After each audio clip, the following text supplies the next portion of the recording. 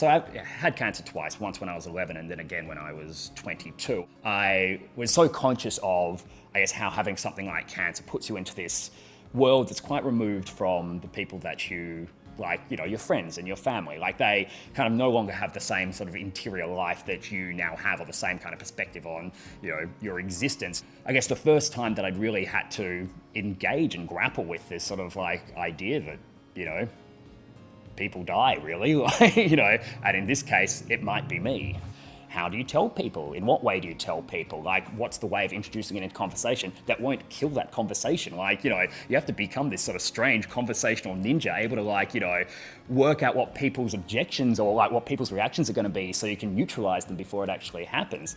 So I sort of turned to humor and stand-up comedy as a way of kind of like getting on the front foot and shaping the narrative and going, no, it is okay. Like, this is happening to me. I am very much fronting up to that. But like, you know, here are the jokes. Like, it's fine. Let's all joke about it together. I just see in humor so much power to neutralize like the most difficult things in life, and sort of create a way of talking about these things, especially, I guess, talking about them with people that aren't necessarily going through it themselves, you know? Like talking about it and making an entire show about it or writing a book about it, I want it to be like normal. It's a strange thing about having cancer. Like, you know, it's presented to you as this monumental event, and it is, but like so much of the day-to-day experience of having cancer is just banal. Like, it's boring, it's routine. You just do the same things over and over. Not every moment is like a significant moment. Most of it just feels like regular life with perhaps a bit more vomiting.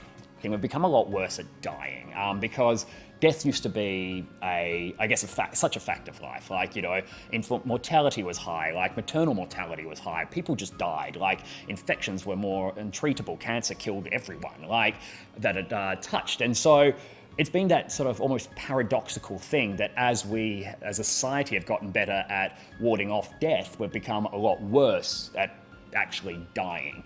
There's such a big difference between like length of life and quality of life, and I think we've sort of lost sight of that. Like, it's just, you know, life at all costs. Like, you know, to die is a failure of medicine, and in fact, a lot of time to let someone die is medicine at its absolute best. And so I think we do need to start talking about what it means to have a good death, and you need to have that conversation with your family, your friends potentially even. Like, you know, this should be something that we're not so scared of having, even though, you know, it is a terrible thing, but it is something that we just need to engage with.